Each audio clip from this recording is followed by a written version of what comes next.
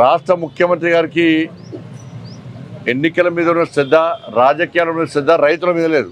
ఇవాళ శంకరపట్నంలో ఇప్పుడే సమాచారం అందింది.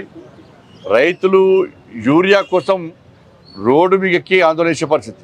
ఈ ప్రభుత్వానికి ఒక ప్లాన్ లేదు, ఒక ప్రణాళిక లేదు, ఒక నిబద్ధత లేదు, ఒక ఆలోచన లేదు. గత పంటకే యూరియా అందక రైతులు అవస్థ పడే విషయాన్ని మనం చూస్తాం. యూరియా పక్కదారి పడుతున్నది, బ్లాక్ మార్కెట్లోకి పోతున్నది.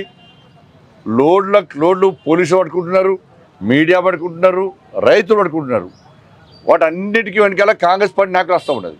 కాంగ్రెస్ పార్టీ నాయకులు యూరియాను బ్లాక్ మార్కెట్ తరలిస్తున్నారు, దాన్ని వ్యాపారంగా మారుస్తున్నారు తప్ప రైతులకు యూరియా అందించాలన్న సోయి లేనటువంటి ఒక మూర్ఖత ప్రభుత్వం కాంగ్రెస్ పార్టీ ప్రభుత్వం.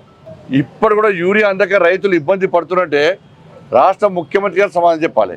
వీళ్ళు గత ప్రభుత్వం లెక్కనే ప్రతిసారి కేంద్ర ప్రభుత్వాన్ని ఆడిపోసుకుని తప్ప, కేంద్ర ప్రభుత్వం విమర్శించుడు తప్ప వీళ్ళు ఏం చేస్తున్నారు, ఏం చర్యలు తీసుకున్నారు, వీళ్ళ ప్రణాళిక ఏంది, రైతులను ఆదుకోవడానికి ఏ విధంగా చర్యలు తీసుకున్నారని చెప్పి కనీసం పట్టించుకున్న పాపాన పోని రైతు ద్రోహి ఈ కాంగ్రెస్ పార్టీ ప్రభుత్వం.